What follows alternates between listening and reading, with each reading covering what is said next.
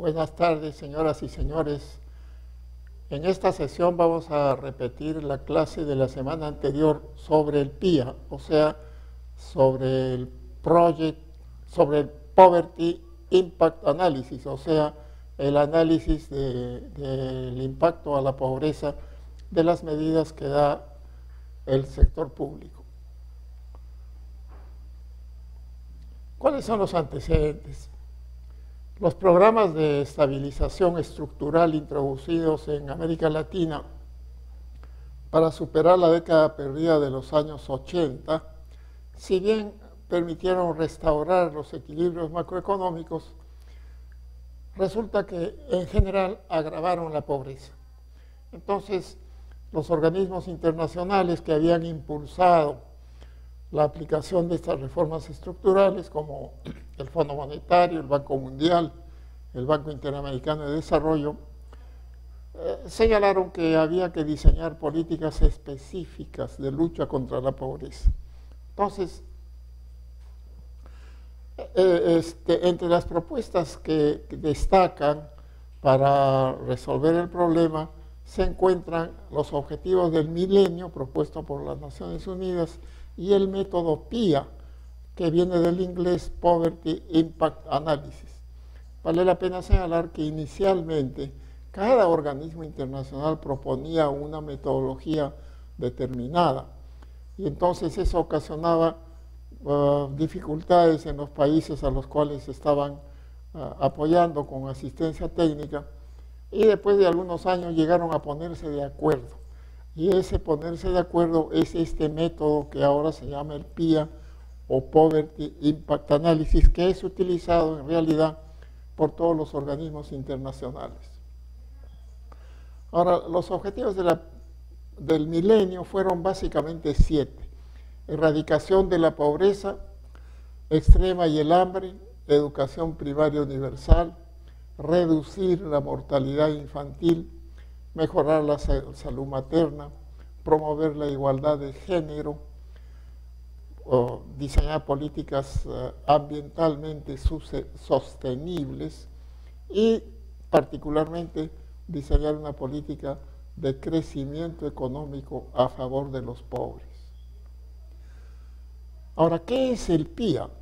El PIA es el análisis ex ante del impacto en la pobreza de determinadas intervenciones del sector público a través de políticas, programas y proyectos. Ex ante quiere decir antes de ejecutar los programas, las políticas o los proyectos. Ahora, el PIA informa sobre las consecuencias intencionales y no intencionales que se espera, o sea, a veces las políticas cuando se aplican logran los resultados esperados, pero también pueden lograr resultados totalmente inesperados. El PIA, si bien es un método para el análisis ex ante, o sea, antes de la aplicación de las políticas, también puede usarse para el análisis ex post, o sea, una vez que se han ejecutado las políticas. El PIA es un instrumento que ayuda a decidir y diseñar una intervención para apuntar mejor hacia conseguir las metas de reducción de la pobreza y contribuye al logro de uno o más de los objetivos del milenio. Forma parte de los enfoques de impacto o resultado último de las intervenciones. ¿Cuál es el marco conceptual del PIA?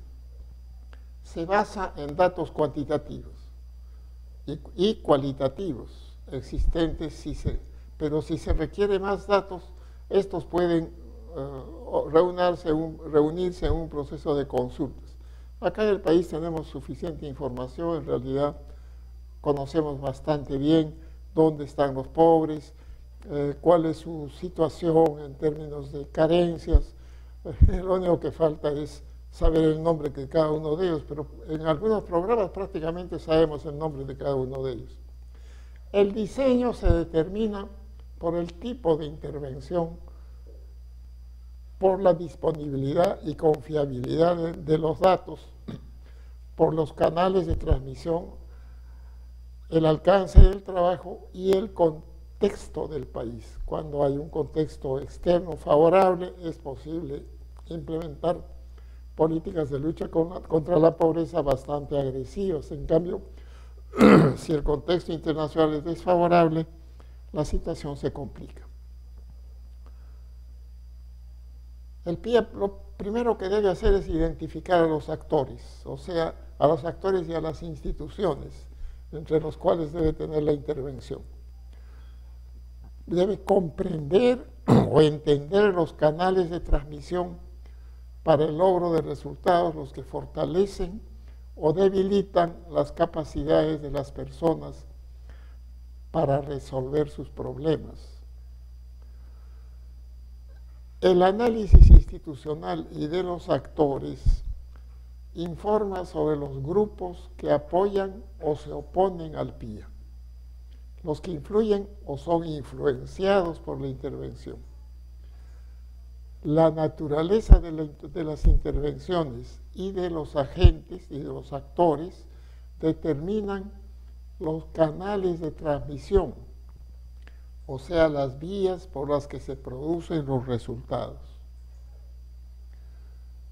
Los canales de transmisión a utilizar son los siguientes: los precios, porque los precios afectan la producción, el consumo, los salarios, las tasas de interés, el empleo, sea este formal o informal, o como se usa últimamente, empleo digno o empleo sin beneficios sociales.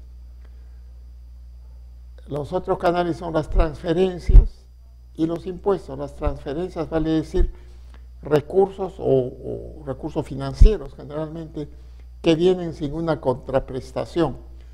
Por ejemplo, los emigrados peruanos en el exterior remiten al país alrededor de 2.800 millones de dólares anuales. Esta remisión va a sus familias. Esta es una típica transferencia, porque por ese dinero las familias que reciben no dan trabajo, no devuelven nada. Y los impuestos porque afectan pues la disponibilidad del ingreso de las familias. El otro canal de transmisión es el acceso a bienes y servicios públicos y privados.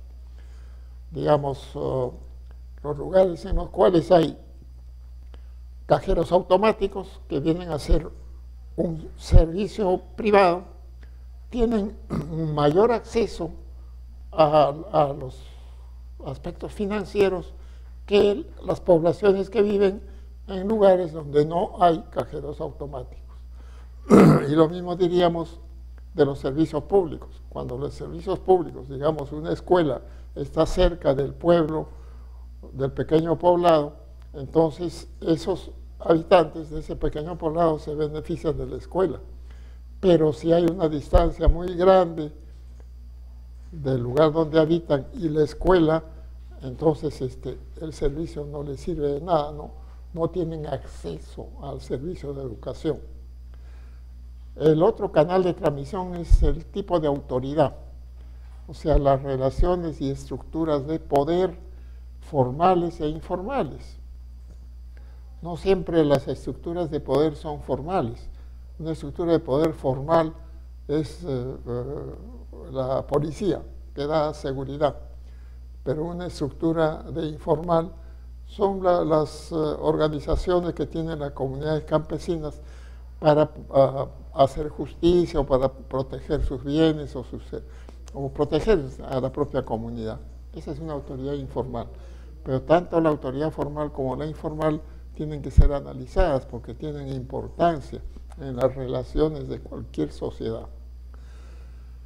El otro canal de transmisión importante son los activos. Y hay distintos tipos de activos. Hay activos humanos, físicos, naturales, sociales, financieros. Activo humano es la calidad de la gente. Si las personas tienen un mejor nivel de salud, un mejor nivel de educación, tienen una mayor capacidad para trabajar y para generar ingresos que otras poblaciones que están afectadas por enfermedades diversas por desnutrición o que tienen muy poca educación. Ese es el capital humano, el activo humano, que también se llama capital humano. Y los capitales físicos son pues las maquinarias, las herramientas que dispone una comunidad. Los activos naturales son la tierra, los yacimientos, el clima. Los activos sociales son el tipo de relaciones que existen en la sociedad. Hay sociedades, nuestras sociedades campesinas tienen un alto espíritu de cooperación, de solidaridad. Ese espíritu de solidaridad ha permitido que cuando estas poblaciones han migrado masivamente a las zonas urbanas, han reproducido sus relaciones de cooperación y en esa forma han podido afrontar la ocupación de tierras, los reclamos para que el Estado les proporcione servicios básicos e inclusive se han puesto de acuerdo para organizar la estructura urbana de los asentamientos humanos. Y finalmente tenemos los activos financieros. Cuanto más activos financieros se tienen, mayores posibilidades de acceder a recursos se tienen. El otro término muy utilizado en el PIA es lo que se llaman los resultados. Los resultados son los efectos generados por los canales de transmisión. Y estos efectos mejoran 5 capacidades. La equidad de género, es decir, si diseñamos una política de apoyo a las mujeres, entonces las mujeres van a tener mayores oportunidades de trabajo, van a tener una mayor autoestima y entonces eso contribuye a la equidad de género. La sostenibilidad ambiental es otro resultado generado por los canales de transmisión. Estamos viendo los conflictos que hay entre la agricultura y la minería. Hay un recuerdo en las poblaciones campesinas de que la minería anteriormente generaba mucha contaminación. Uno de los casos más extremos lo tenemos en Hualgayoc, donde había minería desde la época de la colonia y hasta ahora tenemos los residuos de la contaminación ambiental de esa minería. En cambio, la minería moderna prácticamente no contamina, pero hay ese recuerdo en las poblaciones. Y entonces este es un problema de demostrar en la práctica, con hechos concretos, que la minería moderna no contamina. Entonces es importante la sostenibilidad ambiental. La otra capacidad que se afecta con los resultados es la capacidad económica, porque al obtener mayores ingresos, las poblaciones tienen mayor capacidad de consumo y mayor capacidad de ahorro. También se afectan los recursos humanos, la calidad de la gente. Una mejor nutrición, una mayor educación hace que la gente pueda tener mayores ingresos. Y para el nivel de salud es sumamente importante, son sumamente importantes no solo la nutrición, que debe focalizarse en los niños menores de 5 años, sino también la disposición de agua limpia, de desagües para eliminar las excretas y vacunaciones para poder proteger a los niños contra las enfermedades infantiles. Finalmente, se afecta hay efectos políticos, mejora las capacidades políticas de la población, porque un programa de lucha contra la pobreza protege los derechos humanos. Entonces, en esa forma las poblaciones se sienten menos vulnerables. Y por otra parte, se diseñan mecanismos para que sus reclamos lleguen a la autoridad, y eso es lo que se llama el dar voz a los que no tienen voz. Y al tener voz, al tener influencia, al expresar públicamente sus reclamos, estos grupos adquieren una mayor influencia. El término de crecimiento a favor de los pobres implica un modelo de política económica que mejore la capacidad de la población pobre para participar y beneficiarse del crecimiento.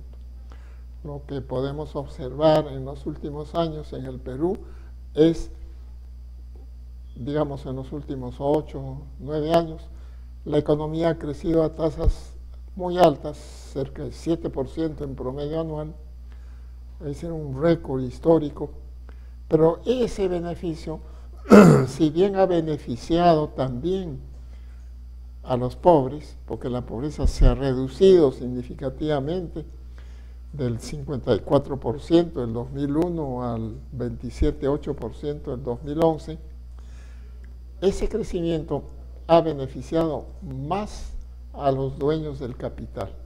Y eso se explica por qué las 500 empresas más grandes del Perú son las empresas más rentables de las 500 empresas más grandes del mundo. O sea, los beneficios de ese crecimiento, si bien se han distribuido entre todos los agentes de la economía, vale decir, trabajadores y empresarios, ese crecimiento ha beneficiado más a los empresarios que a los trabajadores. Por eso es que existen crecientes conflictos. Por eso es que estamos viendo los reclamos de los trabajadores del sector público, de educación, de salud, por mejores salarios. Finalmente, otro término que se utiliza en el PIA son los planes nacionales y las estrategias.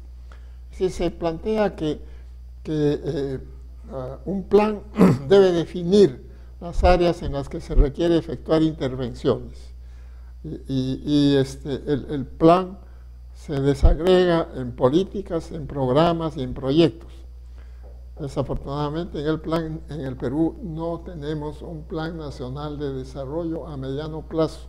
Entonces hay un conjunto de políticas que están orientadas a reducir la pobreza, pero resulta que esas políticas muchas veces no están coordinadas y no actúan en forma sinérgica.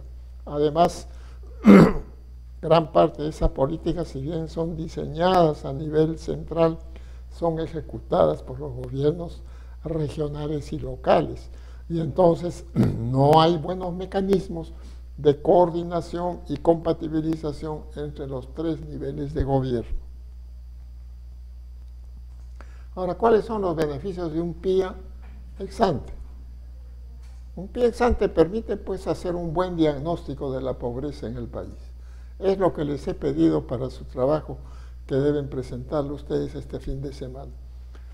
Teniendo información, hay información suficiente, se puede ensamblar esa información, se puede determinar exactamente cuál es la situación de la pobreza en el país. Entonces, la lucha contra la pobreza es una política que se viene ya implementando desde el gobierno de Toledo y continúa ahora con el gobierno del presidente Humala. Entonces el presidente Humala plantea entre sus metas pretende reducir la pobreza del 27,8% al 16%. Bueno, una meta excelente, pero lo que no está claro es cuál va a ser la estrategia para esa reducción, porque esa estrategia es el conjunto de políticas diseñadas para la reducción de esa pobreza. Y como la mayor pobreza está en las áreas rurales de la sierra, hay cierta contradicción cuando se plantea que las principales inversiones del sector público se van a hacer en grandes irrigaciones en la costa, en mejora de la infraestructura vial y de los transportes en Lima metropolitana, y no se precisa la magnitud de inversión pública que va a orientarse hacia las áreas rurales de la sierra. lo que es fundamental, porque resulta que en las áreas rurales de la sierra la pobreza se origina por la escasez de tierra. Son minifundistas, son pequeños parceleros. O sea, el tamaño de la propiedad agrícola no les permite suficientes ingresos para poder salir de la pobreza. Y entonces, generalmente, o emigran o recurren a trabajos ocasionales en las ciudades vecinas. Una de las actividades modernas, económicas, más importantes en la sierra es la minería. Pero el problema de la minería es que no genera mucho empleo. Genera divisas, genera recursos fiscales, pero esas divisas, la mayor parte al final se utilizan para financiar grandes proyectos de inversión en la costa y no para financiar grandes proyectos de inversión en la sierra. Entonces, ahí el gobierno del presidente Humala tendría que precisar la estrategia que va a seguir para reducir la pobreza y colocarla al 16%. Por otra parte, un buen PIA facilita identificar las acciones de más alto impacto y mejorar el diseño de las que producen menor impacto. Hay que evaluar algunos programas asistenciales que hace algunos años tenemos y que se están extendiendo. Personalmente tengo ciertas dudas de que estos programas asistenciales tipo Juntos o tipo PRONA, si bien van a reducir la pobreza extrema, no son los instrumentos a largo plazo más efectivos, porque un instrumento mucho más efectivo es generar empleo. ¿Y cómo se genera empleo? Vía inversión pública, haciendo infraestructura. Entonces, tal vez deberíamos evaluar bien esos programas y optar entre destinar, si no todos los recursos, por lo menos parte, hacia, por ejemplo, la construcción de carreteras en un programa tipo Caminos Rurales, que hasta hace poco era cofinanciado por el Banco Mundial y que ha tenido un gran éxito. Por otra parte, el PIA es un marco para mejorar los datos de la línea de base y supervisar la lógica bajo la cual se diseñó la intervención. Por ejemplo, en el tema de desnutrición infantil, la encuesta nacional de hogares de diciembre del 2011 señaló que la pobreza, la desnutrición infantil en el país se había reducido al 18%. Pero resulta que últimamente la ministra de Desarrollo ha señalado que la pobreza, que la desnutrición infantil es el 19,3%. Bueno, el INEI no ha publicado este año en su compendio estadístico correspondiente a diciembre del 2011, pero el compendio publicado recientemente no ha publicado las cifras de desnutrición. Entonces, un buen análisis del PIA va a permitir dilucidar cuál es la tasa real de desnutrición infantil. Y finalmente, un PIA bien hecho facilita preparar un resumen ejecutivo para quienes toman las decisiones, como el presidente de la República, el presidente del Consejo de Ministros, que tienen que ser resúmenes ejecutivos, muy bien hechos, 5 o 6 páginas, y recomendaciones concretas para que se puedan tomar decisiones, recomendaciones que estén bien sustentadas. Entonces, un PIA es un excelente instrumento para hacer el análisis, el diagnóstico de la pobreza. Y si ya tenemos una propuesta de metas a futuro, al 2016, de reducción de la pobreza, entonces, a base del PIA se pueden hacer recomendaciones concretas de cómo alcanzar esa meta. Muchas gracias.